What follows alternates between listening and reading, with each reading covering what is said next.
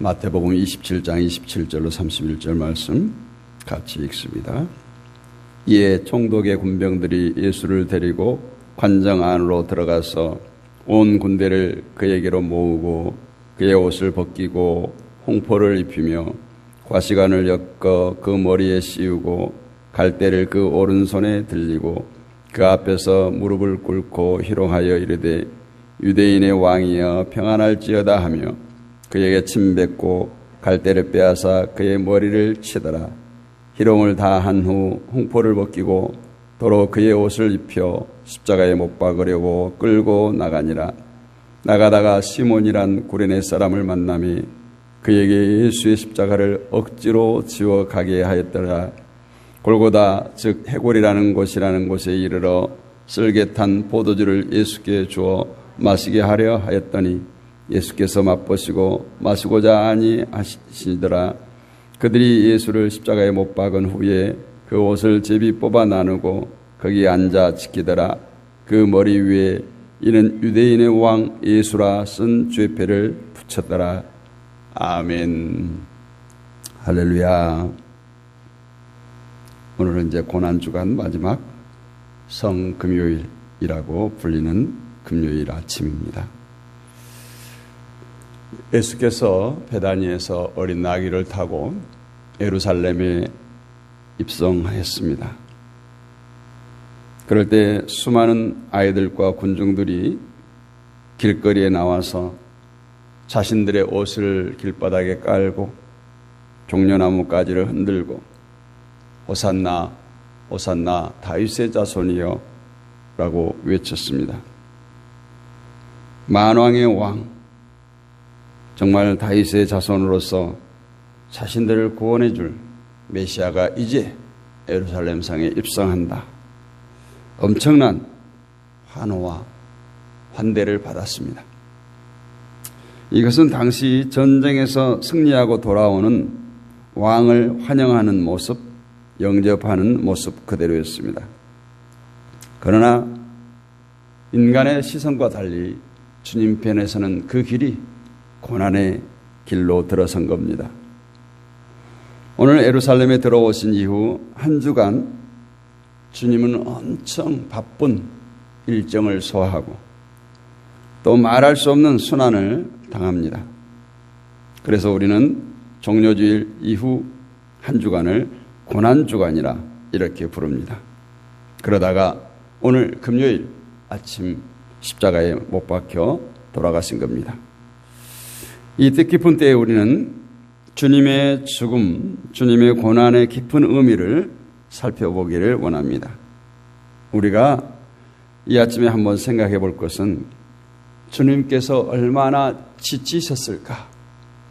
주님께서 얼마나 아프셨을까? 이런 묵상을 해봤으면 좋겠습니다. 하나님의 아들이신데 당연히 이길 능력이 있으신데, 그러나 예수님의 생애는 육체적으로 매우 힘들고 지친 삶이었습니다. 예수님의 공생에는 한 곳에 머무른 시간이 없습니다. 매일 매 순간 움직이면서 복음을 전했습니다. 피곤했습니다. 공생애를 시작하면서 3년 동안 주님은 어느 한 곳에 오래 머무르며 평안히 쉰 적이 없습니다. 그야말로 나그네처럼 행인처럼 오직 하나님의 일을 위해서, 아버지의 일을 위해서 오늘은 이곳 내일은 저곳을 헤맸습니다. 교통수단이 발달되지 않은 때에 정말 발이 부르트도록, 물론 갈릴리 호수를 중심으로 해서 배를 이용하기도 했지만 이스라엘 전역을 다녔습니다. 그런 고단한 삶에 대변하는 예수님의 말씀이 마태복음 8장 20절이죠. 여우도 굴이 있고 공중의 새도 거처가 있으되 오직 인자는 머리 둘 곳이 없느니라. 이렇게 지치고 힘든 예수님의 생애는 오늘 고난주간 마지막 때에 절정에 다다르게 됩니다. 많은 사람들을 만났고 많은 곳을 다녔습니다. 거기에 이제 온갖 고난, 온갖 희롱, 고문, 목요일 저녁 성망찬을 하시고 겟세마네 가셔서 밤새도록 기도하시죠. 그리고 날이 밝자 체포되었습니다. 오늘 체포된 뒤에 예수님의 행적을 보면 이곳저곳 끌려다닌 것으로 오늘 본문은 기록하고 있습니다. 제제사장 가야바의 집으로 가서 서기관과 장로들이 모인 공회에서, 그러다 빌라도의 관정으로, 또 빌라도는 예수님을 헤롯 왕에게로, 헤롯은 또다시 빌라도에게로 보냅니다. 그리고 빌라도 법정에서 사형이라는 판결을 받습니다. 이렇게 그 새벽에 이리저리 다니다가 이제 금요일 오전쯤 십자가에 달립니다. 그 십자가에서 금방 운명한 것이 아니라 6시간 동안 매달려서 우리가 잘 아는 가상 7원의 말씀을 남기고 오후 3시쯤 다 이루었다 말씀하시고 운명합니다. 이것이 바로 예수님의 생애였습니다. 30년 또 3년 동안의 삶이었고 고난주간 그리고 마지막 날의 모습이었습니다. 그래서 이런 예수님을 보면서 얼마나 지치셨을까, 얼마나 고통스러웠을까, 얼마나 아프셨을까를 생각해 보게 합니다. 왜냐하면 예수님도 우리가 똑같은 육체를 가지고 이 땅에 오셨기 때문에 그렇습니다. 사람의 육체는 한계가 있습니다. 아무리 천하장사라고 해도 피곤하면, 지치면 어쩔 수 없습니다. 주님은 그야말로 지칠 대로 지치시다가 십자가에서 죽으신 겁니다. 본문은 바로 예수님의 그 힘들고 지친 모습을 단편적으로 보여주고 또 그 예수님 주변의 많은 군병들, 많은 사람들의 모습을 대조적으로 비추고 있습니다. 본문은 빌라도 법정에서 마지막으로 사형 언도를 받으시고 골고다로 가기 직전의 모습을 알려줍니다. 아마도 금요일 오전 9시 이전으로 생각됩니다.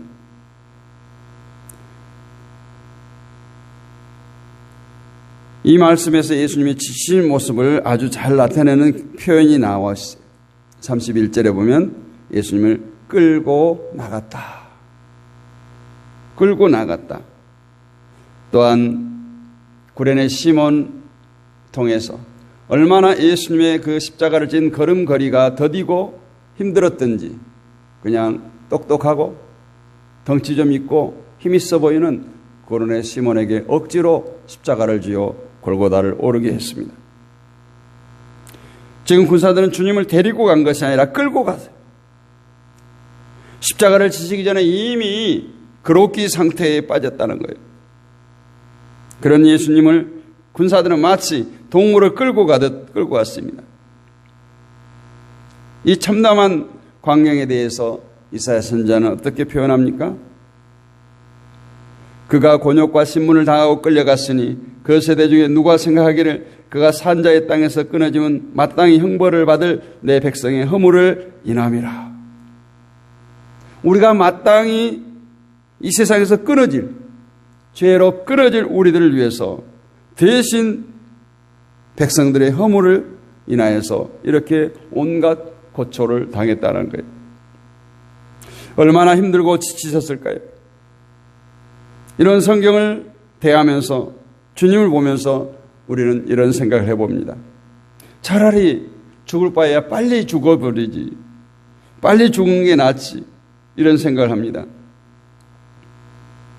죽는 사람도 죽이는 사람도 빨리 그 숨이 끊어지는 것이 좋지 않겠느냐는 거예요. 그것이 몹시 지친 고통당하는 예수님을 대하는 우리의 심정이에요. 그럼에도 불구하고 예수님은 그렇게 쉽게 가시지 않습니다. 하나님께서도 십자가를 그토록 오래전에 계획하셨건만 곧바로 예수님을 목숨을 거두지 않습니다. 사실 하나님은 이런 고통 없이, 아니 십자가 없이 우리의 구원을 한순간에 이룰 수 있습니다. 그런데 그렇게 하지 않았어요. 하나님은 영원 전부터 이러한 구원, 예수님을 이 땅에 보내시고 십자가를 지게 하시고 죽은 자 가운데서 부활케 하시는 이 놀라운 계획을 하셨어요. 그리고 때가 되었을 때 예수님을 십자가에 못 박으시고 장사 지내시고 부활케 하셨습니다. 왜 이렇게 하셨을까요? 분명 여기에는 뭔가 이유가 있고 이 과정을 통해서 우리에게 주는 메시지가 있습니다. 도대체 그 이유가 무엇일까요? 그것은 과정이 중요하기 때문에, 과정이 필요하기 때문이에요. 주님이 죽으신 십자가의 길에는 과정이 있습니다. 하나님이 하시는 일에는 반드시 이러한 과정이 수반된다는 거예요. 죽음이라는 결과에 이르기까지 고난이라는 과정을 통해서 우리에게 하나님께서는 메시지를 전해주고 있습니다. 하나님은 지치고 지친 주님의 마지막 모습을 통해서 오늘 우리에게 그것을 심어주고 있습니다. 오늘 우리는 주님의 그 지치신 모습을 보면서 골고다의 현장을 보면서 그러한 과정들을 우리의 마음에 새겼으면 좋겠습니다. 우리 인생과 신앙생활에서 우리 삶에 있어서도 무엇보다도 중요한 것이 이러한 과정입니다. 사람들은 종종 과정을 무시합니다. 결과만 좋으면 좋다라고 생각합니다. 그래서 수단과 방법을 가리지 않고 결과를 위해서 달려갑니다. 그러나 우리는 그렇게 생각해서는 안 됩니다. 또 성경은 그렇게 말하지 않습니다. 이 과정이 중요해요. 하나님은 과정을 중요하게 보십니다. 이스라엘 백성들이 출애굽한 뒤에 가나안을 향하는 그 여정도 우리로서는 이해할 수 없죠. 왜 출애굽시켰으면 속히 가나안에 이르게 할 것이지 이스라엘을 40년 동안 광야에서 유리하게 했느냐는 거예요. 그들이 그렇게 꿈에 그리던 가나안을 가는 데는 애굽의 삶, 광야의 삶, 고향을 떠난 지 500년이 흐른 뒤였어요. 그러나 성경 그들이 가나안으로 그냥 들어가는 것보다 가나안으로 가기까지의 그 과정에 초점을 두고 있다는 거예요. 그래서 출애굽기는 거의 다 광야 생활을 그리고 있죠. 가나안에 가기까지 40년 동안 이스라엘 백성들이 한 일이 무엇입니까? 광야에서 그들이 어떻게 살았습니까? 무슨 일이 있었어요? 바로 여기에 성경은 중점을 두고 있습니다. 이것이 하나님의 의도라는 거예요. 이것을 통해서 가나안이라고 하는 결과보다 이 광야의 그 과정을 통해서 이스라엘 백성들을 향한 하나님의 마음을 일깨워 주셨다는 겁니다. 우리에게 이런 속담이 있습니다. 뭐로 가도 서울만 가면 된다. 이게 무슨 뜻이에요? 수단과 방법을 다 동원해서라도 목적만 이루면 된다는 거예요. 우리는 너무나 결과 위주의 사고방식을 갖고 삽니다. 그래서 문제가 많아요. 오늘날 우리나라에 나타나는 대부분의 현상들, 과정을 무시하고 결과에만 치중하기 때문에 드러난 모습들입니다. 뭐로 가도 서울만 가면 된다는 식의 이러한 사고방식이 우리 사회에 얼마나 큰 악영향을 주는가를 알아야 된다는 거예요. 어떻게 해서든지 돈만 벌면 된다. 이런 생각 때문에 폭력과 사기와 더 나아가서 살인이 그치지 않습니다. 온갖 범죄가 들끓는 사회가 됐어요. 어떻게 해서든지 권력만 잡으면 된다는 생각이 선거 때마다 엄청난 공약 아닌 공약을 남발합니다. 어떻게 해서든지 경제적인 부흥만 되면 된다는 생각이 오늘날 사람들의 정직성을, 인간성을 말살하고 말았습니다. 어떻게 되면 좋은 대학만 들어가는 생각이 오늘날 젊은이들로부터 잘못된 인생관을 낳게 됩니다. 이 모든 것이 뭐냐? 결과를 앞세우고 과정을 생각지 않은 그런 데서 온 현상들이에요. 이것은 결코 성경적인 가르침이 아닙니다. 하나님을 믿는 사람들의 모습이 아니에요. 성경은 과정을 중요하게 말합니다. 하나님도 늘 우리의 삶의 여정, 우리의 삶의 과정을 눈여겨보고 계십니다. 그래서 주님께서도 그 죽음에 이른 고난의 과정을 철저하게 겪었던 거예요. 우리의 신앙은 이처럼 결과보다 과정이 더 중요합니다. 이런 관점에서 신앙의 세계를 바라보면 모든 것이 과정이에요. 최종 결과는 어쩌면 내 몫이 아니에요. 그것은 하나님께서 판단하시고 하나님께서 정하실 것입니다. 우리는 이곳에 이르기까지 한 걸음 한 걸음 하나님의 뜻하신 바대로 달려갈 길을 갈 뿐이에요. 내가 온 마음과 뜻과 정성을 다해 그 하나님의 뜻을 찾고 그 하나님이 원하는 길을 걸어가는 것이 바로 나의 몫입니다. 기도가 그래요. 기도는 한마디로 과정이에요. 성경은 우리에게 구하라 그리하면 주실 것이라고 하셨습니다. 구하는 것이 과정이요, 주는 것은 결과예요. 주는 것은 내 몫이 아니에요. 내가 할 것이 아니에요. 구하는 과정이 바로 내가 할 일이고 주는 결과는 바로 하나님이 하실 일입니다. 그래서 예수님께서도 겟세마네 동산에서 기도하시잖아요. 이 잔을 내게서 지나가게 하옵소서. 그러나 내 뜻대로 마옵시고 아버지의 뜻대로 하옵소서. 얼마나 그 인간적인 고통이 심하니 우리 주님께서도 그와 같은 고통을 토로하셨겠어요. 주님이 아버지 하나님의 뜻을 몰랐겠어요? 반드시 그 고난의 잔을 마셔야 되고 그 십자가를 지어야 되면 너무너무 잘 알았던 주님께서 그처럼 하나님께 기도하셨다는 것을 우리가 본받아야 될 줄로 믿습니다. 이런 얘기가 있어요. 어떤 사람이 죽어서 하늘나라에 갔어요. 주님이 그를 이끌고 어떤 방으로 들어갔습니다. 그런데 그 방에는 놀랍게도 자기 이름이 적혀있는 많은 예비된 풍성한 축복의 선물들이 놓여 있었어요. 아무리 봐도 그가 세상에서 받은 은혜에 비하면 엄청난 것들이었어요. 그래서 주님께 말했습니다. 이렇게 많은 것을 내 것으로 준비하셨는데 왜 세상에 이런 것을 누리지 못했습니까? 왜 이렇게 많은 것을 예비해 놓고 내게 주지 않았습니까? 그때 주님이 말씀합니다. 네가 언제 이것을 달라고 내게 애원이라도 해봤느냐? 이렇게 말씀해요. 물론 꾸며진 이야기일 수도 있어요. 우리는 기도하지 않고 얻을 수가 없습니다. 기도의 과정이 없이 응답을 얻을 수가 없습니다. 기도는 신앙의 중요한 과정이에요. 그것이 우리가 할 일이에요. 고난도 역시 과정입니다. 우리는 종종 시련과 아픔이 고난이 오면 이것이 마치 하나님의 징벌처럼 생각하고 마치 끝이라고 생각합니다. 소망이 없다고 판단합니다. 그래서 그 고통 때문에 괴로워하고 어떤 사람은 그 고통을 이기지 못하고 스스로 목숨을 끊기도 합니다. 그러나 고난은 결코 끝이 아닙니다. 예수님께서 고난이 있었기 때문에 예수님께서 십자가의 죽음이 있었기 때문에 부활의 영광이 있었던 것처럼 고난은 시작이에요. 고난은 끝이에요.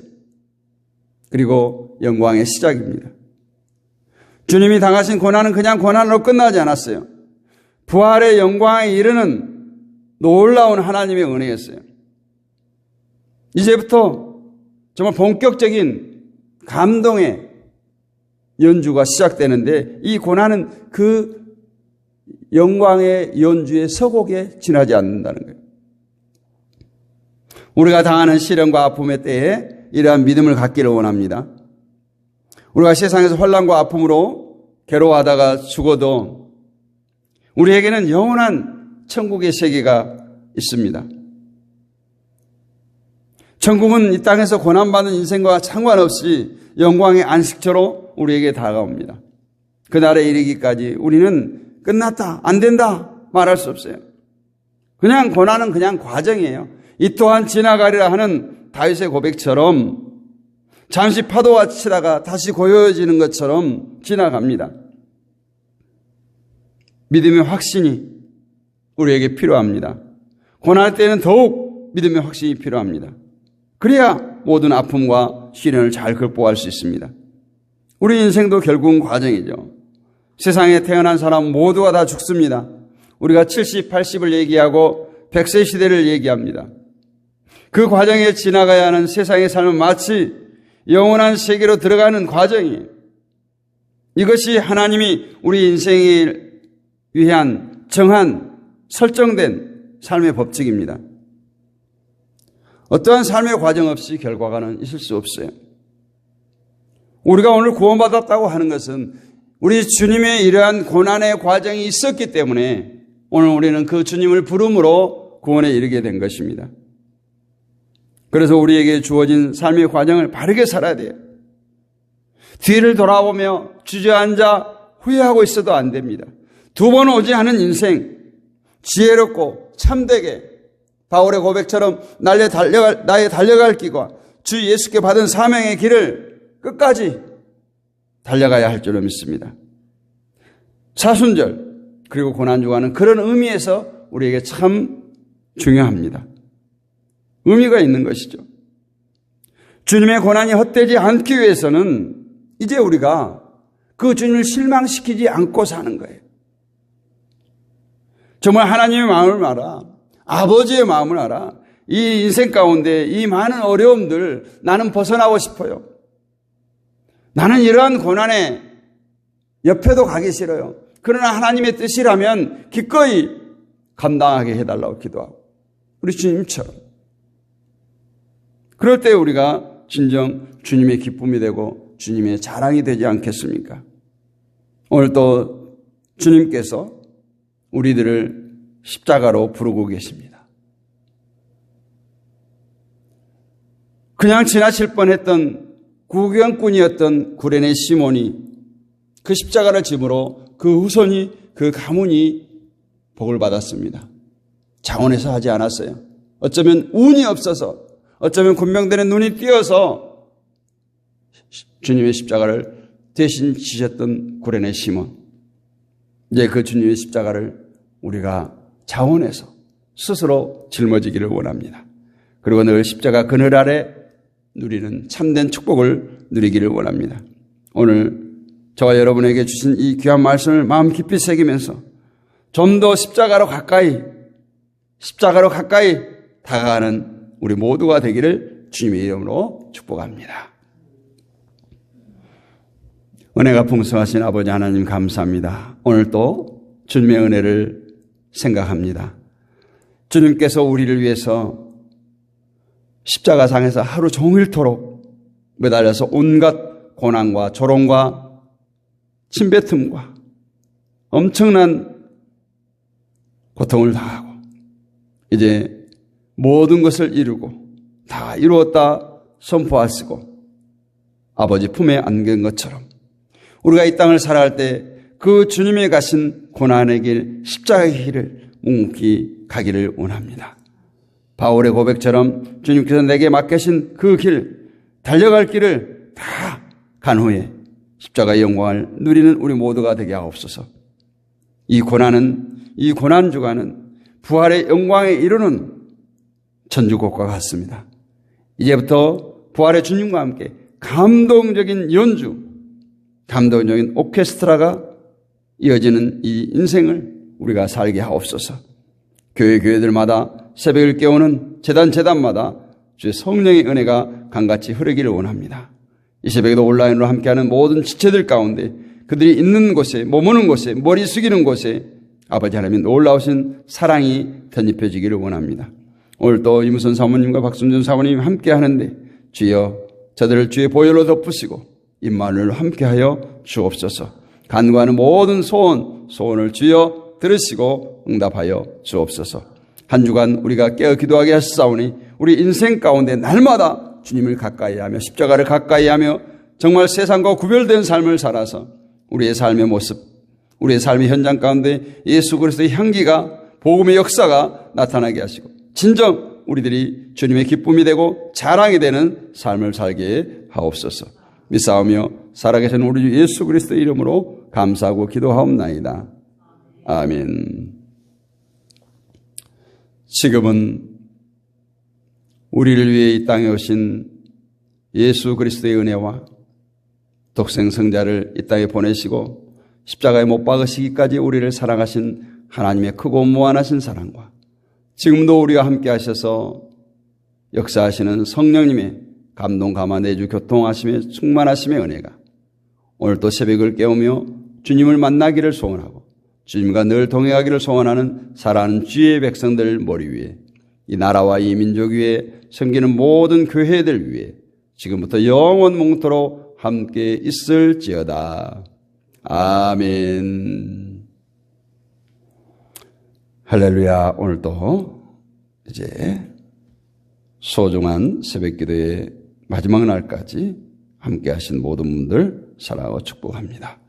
이 시간도 우리가 합심하여 기도할 텐데, 이 나라와 이 민족을 위해서, 한반도 평화를 위해서, 한국교회를 위해서, 6월 3일 또 대선을 위해서, 세계 평화를 위해서, 파송되어진 선교사님들을 위해서, 믿음의 동역자들을 위해서, 온라인 사역자들, 연약한 지체들을 위해서, 우리 다음 세대 자녀들, 친척, 친구, 이웃의 영혼을 붙들고 기도합니다. 우리의 가정과 교회, 사업장, 직장을 위해서 기도합니다. 오늘 금요일 날이에요. 우리 섬기는 교회를 위해서, 우리 가정들을 위해서, 우리의 삶의 터전을 위해서 집중적으로 기도합니다. 주여, 크게 한번 외치고 기도합니다. 주여!